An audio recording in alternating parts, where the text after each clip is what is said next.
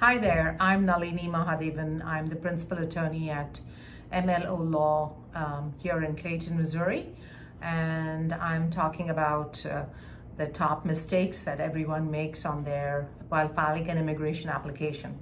So I often have people call me up in a complete panic about what has happened. In fact, today we had somebody who had filed an application for their spouse to extend their status, and they sent in the form that was the edition date, the correct form, but the edition date was incorrect. And then they had not looked at USCIS, so they sent the incorrect filing fee. They forgot to sign the application. They sent it to the wrong address. They didn't send all the evidence. They forgot to include her middle name, and they filed it very late. So what happened was, very late is about a week before her visa status was about to end. So when all these mistakes compounded and the I-94 expired, he calls me up in a panic because he suddenly got a rejection notice about 4 to 5 weeks after her I-94 expired and her visa expired. Not only had her visa expired, but their child's visa had also expired. So in all these cases, that was like a very learning lesson for all of us, is what to do when you file and you've made a mistake on your filing. There are two things that happen. One, it's dependent on the kind of mistake you have made. And secondly, how soon have you filed the case? So in this case, perhaps the best advice I can give everybody is, first, if you're doing this on your own, go to USCIS.gov and go to the particular visa application that you're filing, and go read all the instructions. In the instructions sometimes are a little confusing. Read it two or three times, write down everything that you've done and that you've found.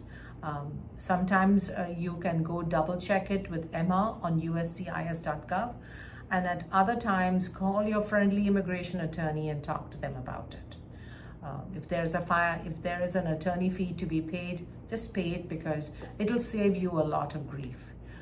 Secondly, make sure all the details that you have submitted are correct. Make sure all the names are correct, dates of births are correct, all the evidence, that it is being filed at the right address. Depending on the form, certain forms have to have multiple addresses that it can be filed at. So go through the list of addresses where they are to be filed, match it with what you're trying to do, and file to that address. I know it's confusing, but go do your homework before you file. File as early as possible so that you are actually filing so if there's some issue and it gets, like in this gentleman's case, it got rejected, you have a chance to refile before the visa gets over. Then you send the wrong filing fees. Check for the right filing fees. Check for the right edition of the form you're filing. Check for which form needs to be filed. Some applications need multiple forms. Send in all the forms that are needed all at once, or else there's a good chance, even if you did everything else right, that the application either can be rejected or you will get a request for evidence that will delay the entire case by 87 days. So at least 87 days, plus another 60 days for USCIS to answer.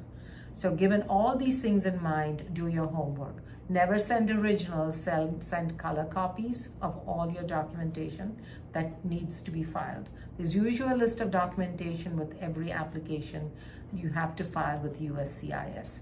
The website is fantastic. Go do your research on the website. Best of all, after all this, if you need help, call an immigration attorney. Our number is 314 932-7111, and somebody will set you up with either a phone call or a Zoom call with our attorneys, and you can talk to us online or in person if you're here in St. Louis. We are licensed in Missouri, Illinois, and Georgia, and we'll be opening in Texas and New York next year. Talk to you soon. Take care. Visit our website. Subscribe to this channel. Thank you very much.